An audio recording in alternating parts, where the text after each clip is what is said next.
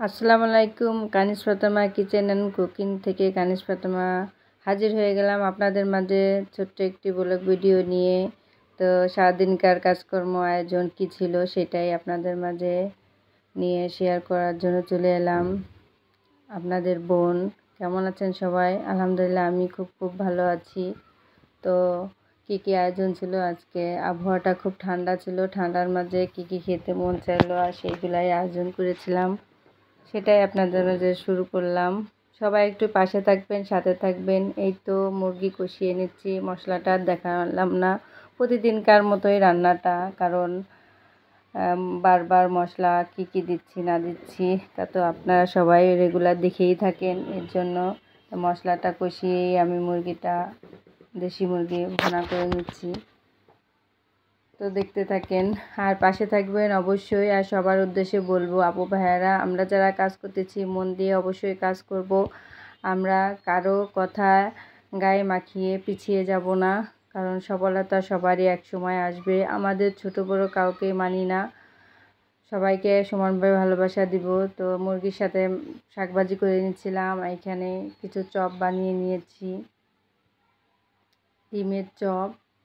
এই তো শসা, টমেটো, লেবু যা ছিল, ও আমি চিকেন সাথে খিচুড়ি রান্না করে নিয়েছি। সব রেসিপি আপনার একসঙ্গেই আছে। তো মশলাটা কষিয়ে নিয়ে ভালো করে, শীতের বৃষ্টি নামলে হালকা হালকা শীত, ঠান্ডা খেতে মন চাইলো আবার।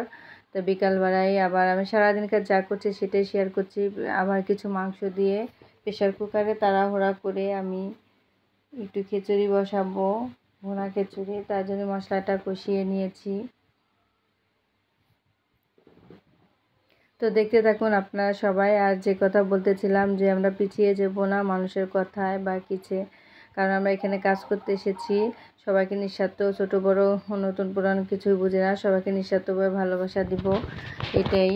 তো আমি একটু এখানে বাদাম পেস্ট করে, বাদাম, তারপরে আপনার টমেটো সস, একটু এলাচ, এগুলা দিয়ে গরম মশলা দিয়ে একটু ব্লেন্ড করে নিয়েছিলাম, সেটাই আবার দিয়ে দিলাম মাংসটার মাঝে, যেহেতু একটু ভুনা খিচুড়ি হবে।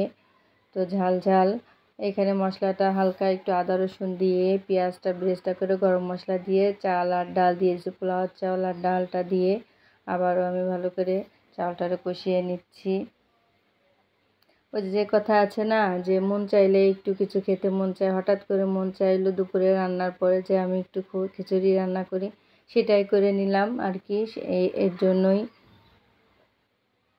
বারবার রান্নাটা করা। তো আপনাদের যে কথা বলতেছিলাম, সবাই সবার পাশে থাকবো ভালোবাসা দিয়ে, যাতে করে কেউ কারো পিছে না লেগে থেকে নিজেদের উন্নতি করার চেষ্টা করব।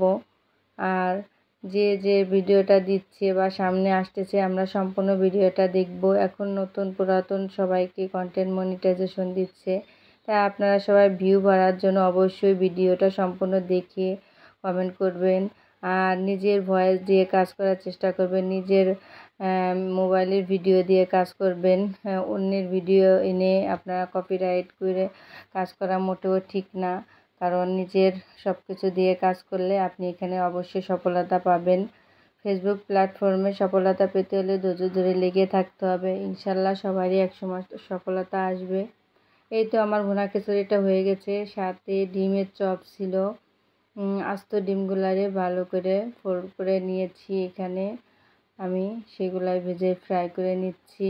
আর ছিল পেঁয়াজু, যেটাকে বলে ডালির বড়া, সেটাও করে নিচ্ছি।